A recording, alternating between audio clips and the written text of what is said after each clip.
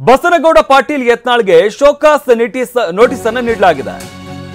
ಕೇಂದ್ರ ಬಿಜೆಪಿ ಶಿಸ್ತು ಸಮಿತಿಯಿಂದ ಯತ್ನಾಳ್ಗೆ ನೋಟಿಸ್ ನೀಡಲಾಗಿದೆ.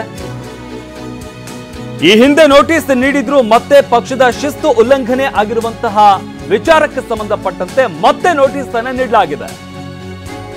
72 ಗಂಟೆ ಒಳಗೆ ಕಾರಣ ನೀಡುವಂತೆ ಶಿಸ್ತು ಸಮಿತಿ ಸೂಚನೆಯನ್ನ ನೀಡಿದೆ. ನಿಗದಿತ ಕಾಲಮಿತಿ ಒಳಗೆ ಉತ್ತರ ನೀಡದಿದ್ದಲ್ಲಿ ಮುಂದಿನ ಕ್ರಮ ತೆಗೆದುಕೊಳ್ಳುವಂತ ಎಚ್ಚರಿಕೆಯನ್ನ ಕೂಡ ನೀಡಲಾಗಿದೆ. ಶಾಸಕ ಬಸನಗೌಡ ಪಾಟೀಲ್ ಯತ್ನಾಳ್ ಕೈ ಸೇರದ ನೋಟಿಸ್ ಇನ್ನು ಕೂಡ ಯತ್ನಾಳ್ ಕೈಗೆ ಹೋಗಿಲ್ಲ. ನೋಟಿಸ್ ಸದ್ಯ ದೆಹಲಿಯಿಂದ ಹೈದರಾಬಾದ್ಗೆ ತೆರಳಿದ ಶಾಸಕ ಯತ್ನಾಳ್, ಆದರೆ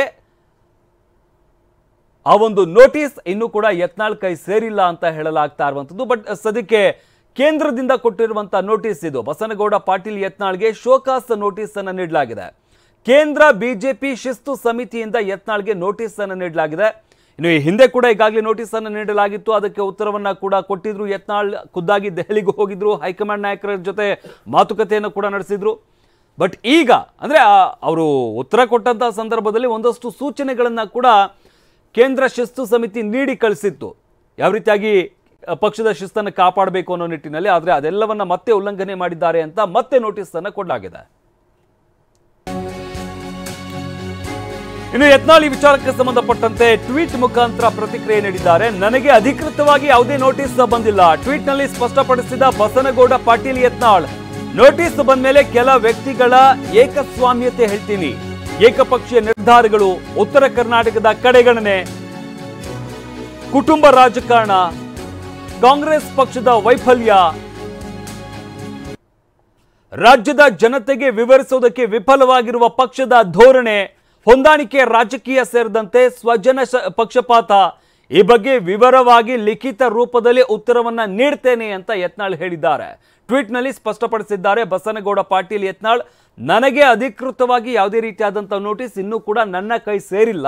ಆ ರೀತಿಯಾಗಿ ಏನಾದ್ರೂ ನೋಟಿಸ್ ಬಂತು ಅಂತಂದ್ರೆ ನಾನು ಯಾಕೆ ಈ ರೀತಿಯಾಗಿ ಮಾಡ್ತಾ ಇದ್ದೀನಿ, ರಾಜ್ಯದಲ್ಲಿ ಪಕ್ಷದಲ್ಲಿ ಏನು ಸಮಸ್ಯೆ ಆಗ್ತಾ ಇದೆ, ಎಲ್ಲ ವಿಚಾರಗಳಿಗೆ ಸಂಬಂಧಪಟ್ಟಂತೆ ನಾನು ಉತ್ತರವನ್ನ ಕೊಡ್ತೀನಿ ಅಂತ ಹೇಳಿದ್ದಾರೆ. ಪ್ರಮುಖವಾಗಿ ನೋಟಿಸ್ ಬಂದ ಮೇಲೆ ಕೆಲ ವ್ಯಕ್ತಿಗಳ ಏಕಸ್ವಾಮ್ಯತೆಯನ್ನ ಹೇಳ್ತೀನಿ. ಯತ್ನಾಳ್ಗೆ ನೋಟಿಸ್ ಕೊಡಿಸುವಲ್ಲಿ ವಿಜೇಂದ್ರ ರಣತಂತ್ರ ರೂಪಿಸಿದ್ದಾರ. ಸೋಮಣ್ಣ ನಿವಾಸದ ಪೂಜೆ ನೆಪದಲ್ಲಿ ದೆಹಲಿಗೆ ಬಂದಿದ್ದ BY ವಿಜೇಂದ್ರ, ಸೋಮಣ್ಣ ನಿವಾಸಕ್ಕೆ ಪೂಜೆಗೆ ಹೋಗ್ತೇನೆ ಅಂತ ವಿಜೇಂದ್ರ ದೆಹಲಿಗೆ ಹೋಗಿದ್ರು. ದೆಹಲಿಯಲ್ಲಿ ಹೈಕಮಾಂಡ್ ನಾಯಕರನ್ನ ಭೇಟಿಯಾಗಿದ್ದಾರೆ. ಈ ಸಂದರ್ಭದಲ್ಲಿ ಯತ್ನಾಳ್ಗೆ ನೋಟಿಸ್ ಕೊಡಿಸಲಾಗಿದೆ. ಯತ್ನಾಳ್ಗೆ ನೋಟಿಸ್ ಕೊಡುವಲ್ಲಿ BY ವಿಜೇಂದ್ರ ಯಶಸ್ವಿಯಾಗಿದ್ದಾರೆ. ನೋಟಿಸ್ನಿಂದ ಮತ್ತಷ್ಟು ಕೇಳಿರುವ ಬಸನಗೌಡ ಪಾಟೀಲ್ ಯತ್ನಾಳ್ ಬಣ, ಯತ್ನಾಳ್ ಜೊತೆಲಿದ್ದಂತಹ ಮತ್ತಷ್ಟು ನಾಯಕರು ಕೂಡ ಮತ್ತಷ್ಟು ಅಸಮಾಧಾನವನ್ನು ವ್ಯಕ್ತಪಡಿಸ್ತಾ ಇದ್ದಾರೆ ವಿಚಾರಕ್ಕೆ ಸಂಬಂಧಪಟ್ಟಂತೆ. ಇನ್ನು ಯತ್ನಾಳ್ಗೆ ನೋಟಿಸ್ ಕೊಡಿಸುವಲ್ಲಿ ವಿಜೇಂದ್ರ ರಣತಂತ್ರ ರೂಪಿಸಿದ್ದಾರ ಹಾಗಾದ್ರೆ ಅನ್ನೋ ಒಂದು ಪ್ರಶ್ನೆ ಕೂಡ ಕಾಡ್ತಾ ಇರುವಂಥದ್ದು. ಯಾಕಂದ್ರೆ ಖುದ್ದಾಗಿ ಇವತ್ತು ವಿಜೇಂದ್ರ ದೆಹಲಿಗೆ ಹೋಗಿದ್ದಾರೆ, ಹೈಕಮಾಂಡ್ ನಾಯಕರುಗಳನ್ನ ಭೇಟಿಯಾಗಿದ್ದಾರೆ. ಅವರು ಹೋದಂತಹ ಸಂದರ್ಭದಲ್ಲೇ ಈ ನೋಟಿಸ್ ಬಂದಿರುವಂಥದ್ದು ಏನಿದೆ, ಇದು ವಿಜೇಂದ್ರ ಅವರ ರಣತಂತ್ರನ. ಹಾಗಾದ್ರೆ ಸೋಮಣ್ಣ ನಿವಾಸದ ಪೂಜೆ ನೆಪದಲ್ಲಿ ದೆಹಲಿಗೆ ಹೋಗಿದ್ದಾರೆ BY ವಿಜೇಂದ್ರ. ಸೋಮಣ್ಣ ನಿವಾಸಕ್ಕೆ ಪೂಜೆಗೆ ಹೋಗ್ತೇನೆ ಅಂತ ದೆಹಲಿಗೆ ಹೋಗಿರ್ತಾರೆ. ದೆಹಲಿಯಲ್ಲಿ ಹೈಕಮಾಂಡ್ ನಾಯಕರನ್ನ ಭೇಟಿಯಾಗಿ ಯತ್ನಾಳ್ಗೆ ನೋಟಿಸ್ ಕೊಡಿಸಿದ್ದಾರೆ ಅಂತ ಹೇಳಲಾಗ್ತಾ ಇದೆ. ಇನ್ನು ಯತ್ನಾಳ್ಗೆ ನೋಟಿಸ್ ಕೊಡಿಸುವಲ್ಲಿ BY ವಿಜೇಂದ್ರ ಯಶಸ್ವಿಯಾಗಿದ್ದಾರೆ. ಕೇಂದ್ರ ಶಿಸ್ತು ಸಮಿತಿಯಿಂದಲೇ ಯತ್ನಾಳ್ಗೆ ನೋಟಿಸ್ ಅನ್ನ ಕಳುಹಿಸಲಾಗಿದೆ.